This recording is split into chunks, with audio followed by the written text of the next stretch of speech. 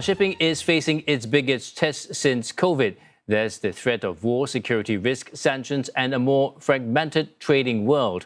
Now, the International Chamber of Shipping, which represents national ship owner associations around the world, has warned the attacks in the Middle East have put seafarers in extreme danger and threaten the stability of global trade. Well, to tell us more, CNA's Roland Lim joins us live from the Singapore Maritime Week at Suntec Convention Centre. Roland? Thanks, Paul. Yes, the ICS is the global ship owners trade body and covers more than 80% of the world merchant fleet. Now, the ICS plays a role as advocate, a role as coordinator and policy negotiator in issues like safety, security, trade, as well as going green. And I'm excited to have Thomas Kazakos, who is Secretary General of the International Chamber of Shipping, to talk about security and trade rules here with me. Thomas, good to have you on the show. First question I have for you, let's talk big picture. What is the biggest concern for your association members right now? International shipping is governed and should be governed by international regulations. So for us, the most important thing right now with all the geopolitical unrest we see is the erosion of the international regulatory framework. And under that, you get issues such as the unstable situation in the Persian Gulf, issues like tariffs, protectionism, and the national measures, regional measures. But the most important thing right now is to make sure that shipping remains an international facilitator of trade, because as you mentioned, shipping carries 80% of the world. Trade is carried by sea, and therefore should always remain under international standards and global rules, open trade, and principles of a fair operation. Okay, so ships can technically pass through the Strait of Hormuz either under threat or with permission. Can the industry then say that it's still freedom of navigation that's still intact in the Persian Gulf? Ships, at the moment, we do not feel that it is secure for them to go through, because we have not received absolute confirmation that it is absolute safe to do so. We welcome the ceasefire agreement that was reached. We encourage the parties to proceed to finalize and we have been working with the International Maritime Organization and the states involved, as well as from the seafarer side, because we should not forget that right there in the Persian Gulf we have in excess of 1,500 ships and close to 20,000 seafarers stranded for a long time. And for us, the priority is and will remain, number one is the safety and well-being of our seafarers, and of course, then the safe passage through. So unless we receive absolute certainty that it is safe to do so, although we welcome it, and this is what we're asking for, right now we have not received such information that will allow safe navigation, which of course extends more than just the issue of possible mines, but any other threats that will be in the region.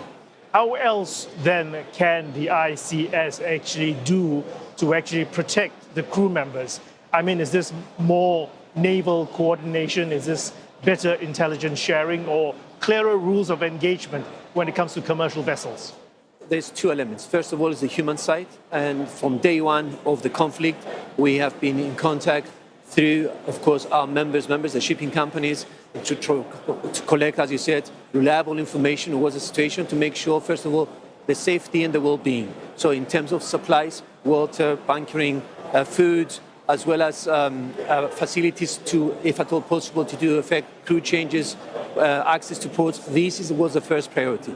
In parallel, we've been working, as I mentioned, with the International Maritime Organization to prepare the so-called evacuation plan when it is actually safe to sail through, to be able to do that in an orderly and unobstructed way. Because if you remember, a few days ago, there was an announcement that the blockage was lifted, and then you already saw a number of ships moving. So in order to avoid having any accidents, anything like that, we have to prepare for this. So, and this is what we work in two ways parallel. Make sure that the seafarers are well looked after, because it's a very stressful situation to be in that situation, and at the same time to be ready when the safety of navigation is actually secure to proceed to do so. And then for us, it's fundamental that principles of international law are applied in terms of freedom of navigation, innocent passage, and everything else. There is also a lot of misinformation in the Strait of Hormuz. How is the ICS actually monitoring the situation there and helping the members see the forests for the trees? We have been coordinating a number of bodies. First of all, we are contacting this ICS, represents more than 40 national shipping associations, including the Singapore Shipping Association, a very active and participating member.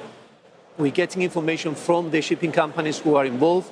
Then we are exchanging information from the other relevant associations, from welfare, charity, as well as to security and others, in order to make sure we provide accurate information both to governments as well as international organizations, in order to be able to assess the required measures in terms of urgency, priority, and this is what we do on a daily basis. And we have regular meetings day by day, updating each other and getting reliable information from people on the ground.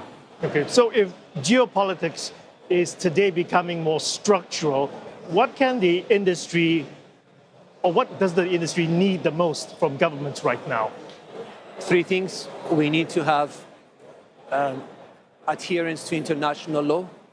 We need to have freedom of navigation, as we already mentioned, and a trust and reliable regulatory framework, because without that, don't forget that shipping is global. It doesn't matter if you come from Singapore, if you come from Japan, if you come from the other part of the world.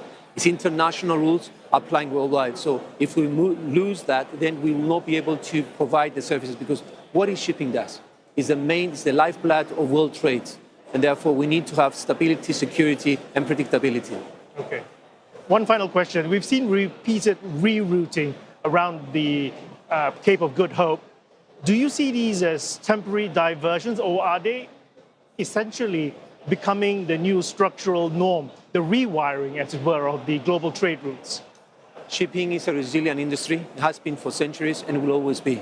We're always going to find ways to improvise, adapt, overcome. However, we would very much like to see the opening of all the waterways, including the Strait of Hormuz, the Red Sea, the Suez Canal, everywhere, because that is the main preferred routes in order to maximize efficiency for the service we provide, and at the same time be able to be reliable to the customers that we serve.